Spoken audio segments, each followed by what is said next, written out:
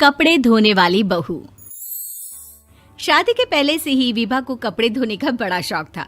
कभी नल के नीचे तो कभी तालाब के पास। अरे मेरी नीली वाली लुंगी नहीं दिख रही है। विभा की अम्मा, कहाँ रखी है लुंगी? अरे वो तो विभा ने परसों ही धोकर रखी थी आपकी अलमारी में, देखो वहीं होगी। वो ना मैंने आज धो दी, मुझे लगा कि गंदी हो गई होगी। अरे कैसे गंदी हो गई थी? उसे तो मैंने पहना भी नहीं। हे भगवान, इस लड़की के कपड़े धोने की आदत से परेशान हो गया हूँ मैं। जितना तो घर में राशन नहीं आता, उससे कहीं ज्यादा डिटर्जेंट पाउडर का खर्चा है। इसकी शादी करवा दो, शादी जाए अपने घर में ही करे काम, फिर चाहे घर के कपड़े धोने हो या पूरे गांव के। हाँ ठीक बोल रही हूँ, देखता हूँ मैं कोई लड़का। वो दिन भी आ जाता है जब विभा को देखने लड़के वाले आ जाते हैं। लड़की मुझे अच्छी लगी। होने वाली सास कहती है, बेटी अगर कुछ पूछना है तो पूछ लो। वैसे तो हमारी लड़की बहुत ही शर्मीली है, जो बोल दो वो मान लेती है, इसे क्या पूछना होगा। अरे कैसी बात कर रही हो माँ, मुझे इन लोगों के घर रहना है, सवाल तो कई है। हाँ हाँ बेटा, पूछ लो ना, क्या पूछना है। आप लोगों के घर कपड़े कौन धोता है? सास का मुंह बन जाता है। देखो, अगर तुम ये कहना चाहती हो कि तुम्हें कपड़े धोने नहीं आते तो सुन लो, कपड़े मैं ही धोती हूँ, लेकिन तुम्हारे आ जाने के बाद मैं रुमाल तक नहीं धोऊंगी। अरे चुप रहना भाग्यवान, बहू बेचारी घर आई नहीं, उसे डराना शुरू कर दिया। वो क्या है ना बिटिया, अभी तक तो ये कल्लू की माँ ही धोती थी, लेकिन अब तुम्हारे पापा तो दहेज में वॉशिंग मशीन देंगे ही।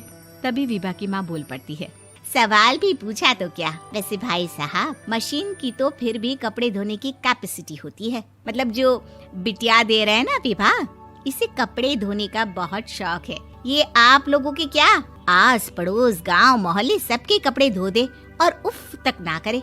बाहर देखा नहीं आपने कितने कपड़े सूख रहे हैं? सब हमारी बिटिया ने ही तो धोए हैं। बस भी करो ना माँ, शर्म आ रही इतनी तारीफ सुनकर। और तो और एक दाग निकाल कर दिखाओ तो मान जाऊं। हाँ अच्छा, माफ करना बेटा, मैंने गलत समझा। हमें तो रिश्ता बहुत पसंद है। और ऐसे जुड़ जाता है रिश्ता कपड़े धोने का शौक रखने वाली विभा का। उसकी शादी हो जाती है कोयला फैक्ट्री में काम करने वाले कल्लू के साथ। शादी के बाद अचानक विभा चिल्लाती हुई सास के पास आती है। सासू माँ, अरे सासू माँ कहाँ है आप? ये तो धोखा है, धोखा दिया आप लोगों ने मुझे। इसे ससुर के चक्कर के बारे में पता चल गया। अरे तो उसमें तुझे क्यों धोखा मिला है? अरे नल में पानी नहीं आता, कपड़े कैसे कब धुलेंगे? अच्छा, तू पानी नहीं आ रहा उसकी बात कर रही है। तो आपने क्या सोचा? कुछ नहीं। अच्छा, तेरी माँ ने कहा था कि कपड़े धोने का शौक है तुझे, याद आया मुझे।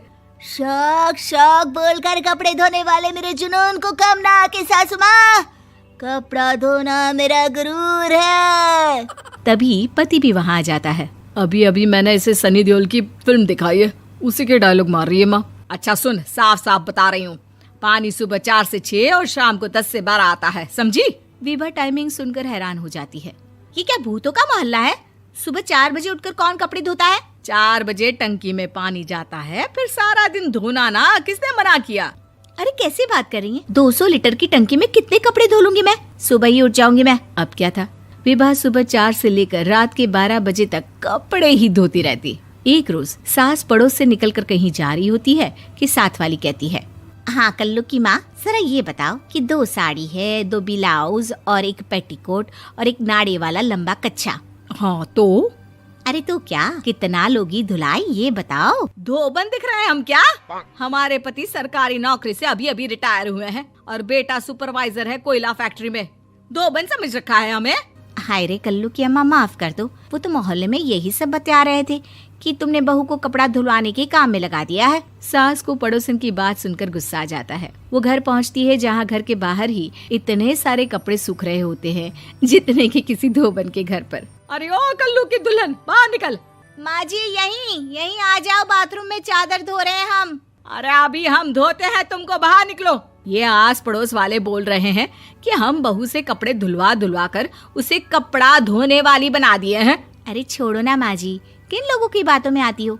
आस पास के लोगों का तो काम ही होता है कि वो किसी तरह सास बहू को लड़ा दे। बहू सारे घर के कपड़े धोती है, ये क्या कम है? बोलिए। सास को भी लग जाता है कि वो बहू का ये सनकीपन नहीं छुड़वा सकती, इससे अच्छा है कि खुद ही चुप हो जाए।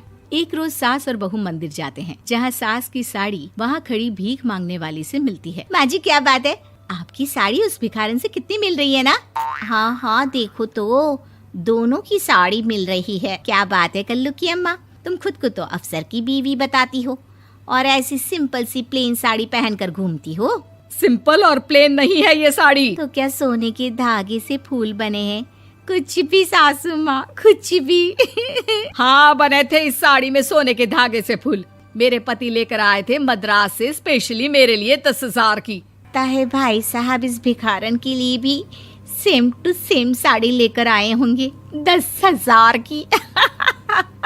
सास उस वक्त तो कुछ नहीं कहती, लेकिन बहू के साथ घर आती है और अलमारी से एल्बम निकाल कर लाती है। ये साड़ी देख रही है, ये वही साड़ी है जिसे मैंने अभी पहना था। इस साड़ी में ये जो चमकदार फूल दिख रहे हैं ना, ये सोने के धागों से काढ़े गए हैं। लेकिन तू लोकल वॉशिंग मशीन ब्रश से घिस घिस कर सारे फूलों को निकाल कर साड़ी प्लेन कर दी। मुझे माफ कर दीजिए सासू माँ। और तो और, जब मैंने तुझे तेरी गलती के लिए कुछ नहीं कहा, लेकिन तूने तो सबके सामने मेरा मजाक ही बना दिया। क्यों? बहू को समझ में आ जाता है कि अब से उसका कपड़े धोना बंद।